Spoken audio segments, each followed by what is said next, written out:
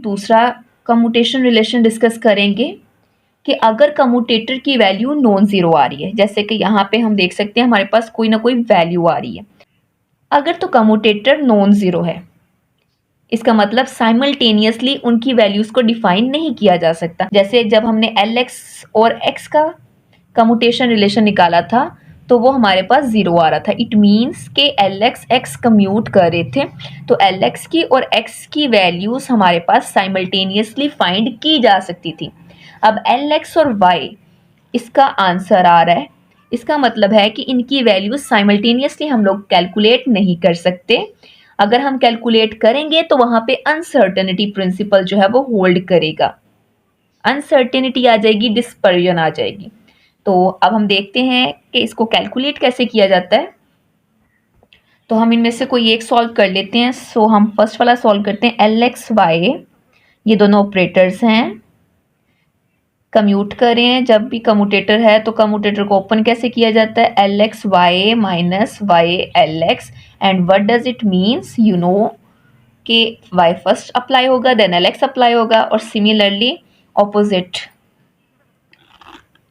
अब Lx की value हमने पीछे अभी याद की थी, minus iota h cut y del over del c minus c del over del y, ये हमारे पास Lx की वैल्यू है। अब ये वाली वैल्यू लगाएंगे तो सबसे पहले ऑपरेटर्स को ऑपरेट किस पे किया जाता है, टू फाइंड द वैल्यूज। इसको हम वेव फंक्शन पे अप्लाई करेंगे, तो हम कहते हैं introduce wave function on both sides, introduce wave function on both sides. तो हमारे पास टर्म आ जाएगी Lx y psi is equals to Lx y minus y Lx psi। अब Lx की वैल्यू सब्सटीट्यूट करें, minus iota h cut y del over del z minus z del over del y minus y आ गया। अब फिर से Lx की value आ गई, minus iota h cut y del over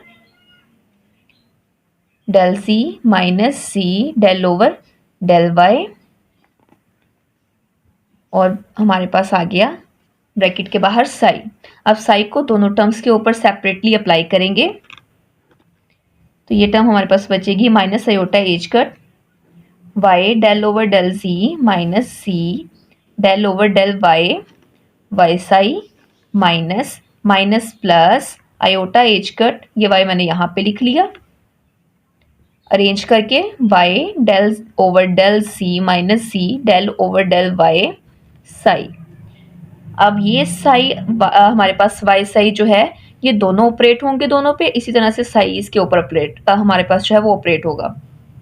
अब ये दोनों अंदर हमारे पास मल्टीप्लाई हो रहे हैं, इस टर्म के साथ भी और इस टर्म के साथ। सिमिलरली साई भी हमारे पास आ रहा है, तो माइनस आयोटा एच कट अभी बाहर रखते हैं, y del over del c y psi minus z del over del y psi bracket close plus iota. अब हम क्या करते हैं, सिंप्लीफाई करने के लिए आयोटा एच कट y को और साई को साइमल्टेनियसली अप्लाई कर रहे हैं। इससे क्या होगा, हमारे पास iota h cut y square del del z और ये साई आ गया। इसी तरह से plus minus minus iota h cut y z del over del y psi, ये टर्म हमारे पास आ गई, ये टर्म हमारे पास आ गई। अब हमारे पास यहाँ से इनको अप्लाई करते हैं, minus iota h cut y first हमारे पास जो है वो एज इट इज आ गया, तो y स्क्वायर हो गया, और सेकंड का डेरिवेटिव। ओके, अब प्लस प्रोडक्ट रूल लग रहा है, तो y एज इट इज, ये सेकंड अब एज इट इज आ गया, और फर्स्ट का डेरिवेटिव आ जाएगा del y over del c minus bracket लगाएं, क्योंकि माइनस आ रहा है और प्रोडक्ट रूल लगना है, तो हमारे पास वैल्यूज में साइन का जो है वो इशू ना आए, इसलिए हम ब्रैकेट लगा रहे हैं। z as it is, y first है हमारे पास, तो ये एज इट इज आ गया, सेकंड का derivative del psi over del y plus z value ऐसे ही आ गई। अब साई हमारे पास सेकेंड एज इट इज और फर्स्ट का derivative del y over del y आ गया। ये ब्रैकेट क्लोज कर दी क्योंकि अभी आयोटा एच कट को हमने अंदर मल्टीप्लाई करना है और ये दो टर्म्स हमारी एज इट इज वैसे ही हमने लिख दी, iota h cut y square del psi over del z minus iota h cut y z del psi over del y. Okay, hope so यहाँ तक क्लियर है। अब नेक्स्ट देखते हैं, ये माइनस साइन को मल्टीप्लाई करना है और आयोटा एच कट को यहाँ से हमने मल्टीप्लाई करना है। सो इकट्ठे ही एक दफ़ा में मल्टीप्लाई कर लेते हैं।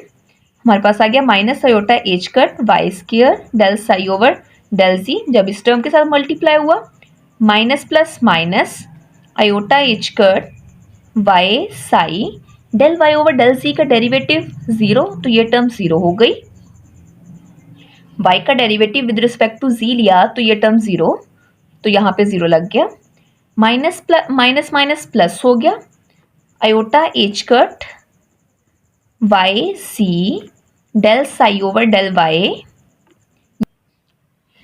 उसके बाद अब चूंकि ये हमारे पास प्लस हो गया तो minus minus plus iota h cut z psi del y का with respect to y cancel होके 1 हो गया, तो यहाँ पे हमारे पास 1 आ गया। Plus iota h cut y square del psi over del C, ये दोनों टर्म्स हमने वैसे ही नीचे ले ली, आयोटा एच कट वाई सी del psi over del y. अब देखते हैं हमारी कौन कौन सी टर्म कैंसिल हो रही है। ये माइनस में टर्म है, ये प्लस में टर्म है, iota h cut y square iota h cut y square, और ये टर्म हमारी टोटली 0 हो गई। ये वाई जी में टर्म है, ये भी वाई जी में टर्म है, तो ये टर्म हमारे पास कैंसिल हो गई, रिमेनिंग ये वाली टर्म बच गई। तो यहाँ से हमारे पास एल एक्स वाई साई, इसकी टर्म जो बच रही है that is iota h cut z psi. तो ओवरऑल अगर देखें तो एल एक्स वाई का कम्यूटेटर हमारे पास, एल एक्स वाई का कम्यूटेटर किसके इक्वल आ रहा है, आयोटा एच कट जी के इक्वल आ रहा है। इसका मतलब कि अगर x और y को साइमल्टेनियसली हम अप्लाई कर रहे हैं तो वो हमारे पास z डायरेक्शन में आएगा। इसी तरह से अगर y और z में कर रहे हैं तो वो x में आएगा। और इनके साइंस का भी ख्याल रखना। आज हमने जो भी किए हैं ये सारे के सारे हमारे पास पॉजिटिव रिलेशन वाले हैं। नेक्स्ट वीडियो में हम लोग माइनस साइन वाले देखेंगे।